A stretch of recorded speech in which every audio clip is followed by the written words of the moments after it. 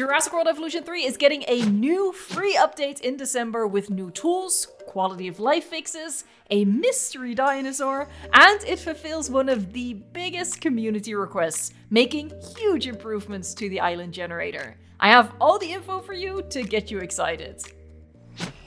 Hello and welcome to our first free update showcase for Jurassic World Evolution 3. Let's open the park gates and see what's coming to the game on December 9th. Frontier put out a video showcasing the amazing free update, and I've broken it up into segments to discuss all the details. As you just heard them say, the free update releases on December 9th, and subscribe for more news coming soon. Since launch, we've been admiring all the incredible parks you've been creating, and we wanted to give all park managers some new ways to customize your enclosures. The Cypress Swamp Brush is a new environment brush for tropical and temperate biomes, which lets you bring wetland-inspired enclosures to life. This brush paints new cypress trees across parks and introduces a murky mist which seeps across the floor, fantastic for your dinosaur photography. We've also included a handful of new cypress trees as scenery pieces, so you can go in and design your wetland environments exactly how you like. The first thing this update does is give us the tools to make better swamps. The new cypress tree brush is available on the tropical and temperate biome maps of the game, and aside from generating trees and the wetland ground texture, it also generates a mist that gives your swamps a mysterious effect. There's something both magical and a little spooky about it. We saw more footage during a special creator event, and the mist forms instantly when the trees were placed down, and it's different from the mist in Biomes Valley in Jurassic World Evolution 2, which only occasionally formed in patches. We also get individually placeable cypress trees, which are slightly different from the ones we already have in the game. The new ones are appropriately more swampy, with the tendrils of vines hanging down. In combination with the mist and the wet ground textures, swamps have never looked better. Whenever I livestream and I ask what type of habitat I should build, swamp is the undeniable popular request, so being able to make better swamps is going to be really fun. Let's look at some quality of life improvements before the exciting reveal for the island generator. We're always looking at optimizations that we can make to improve the overall gameplay experience. Firstly, we've added the blueprint menu to make it easier to see all of your custom and downloaded creations in one place. Next, you can now copy path styles from elsewhere in the park, making sure everything matches up exactly without having to hunt for that specific colour you chose earlier on.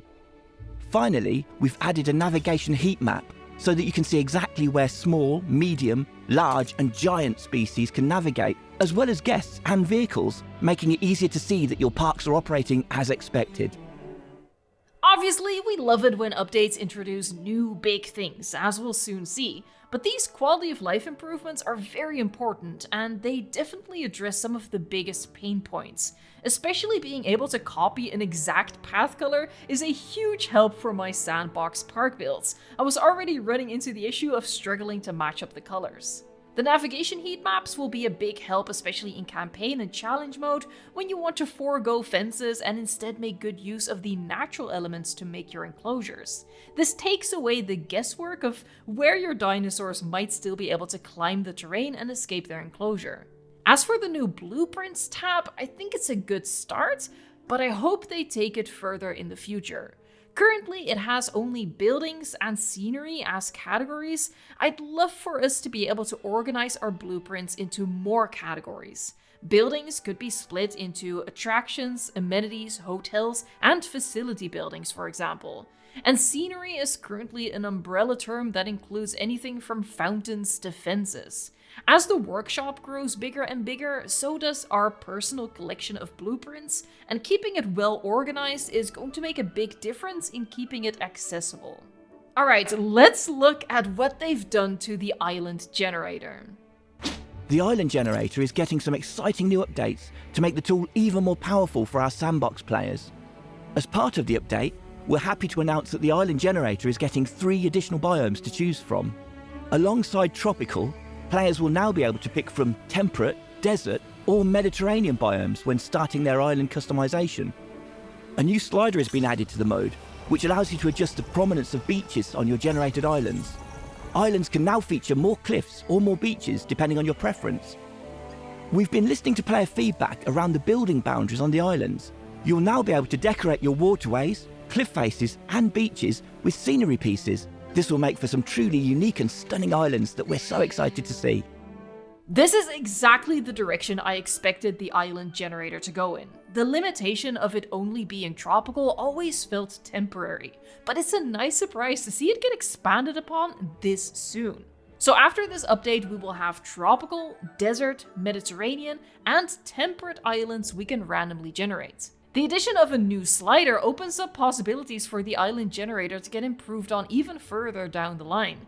But being able to generate our islands with beaches we can build on from December 9th onwards is a huge step, and it makes me glad that I've held off on building a park on a generated island yet, because yes, we definitely needed beaches.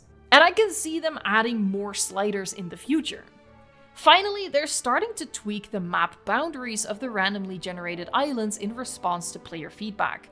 I say it every time, Frontier listens, and they keep proving it. We still can't fully customize the shape of our island, which is what we all truly want, and that is something I will hold out hope for the future, but they mention we can decorate our waterways, which I'm assuming is any body of water that is generated within the overall shape of the island. We'll have to wait until December 9th to see the extent of the creative liberty this provides. We'll also have to wait and see what surprises they have in store for us. At the end of the video, they tease a mystery dinosaur getting added in the free update.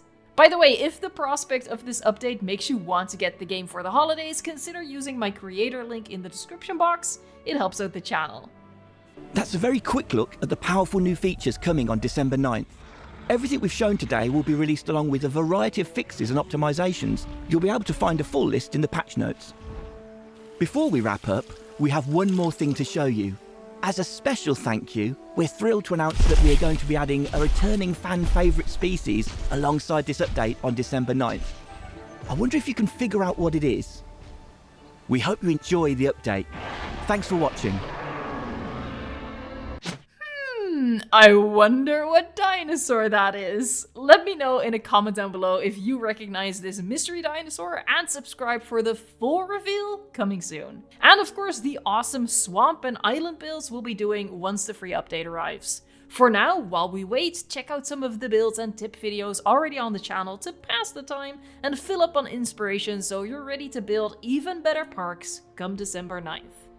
Thank you so much for watching, liking, subscribing, and until next time, enjoy the game.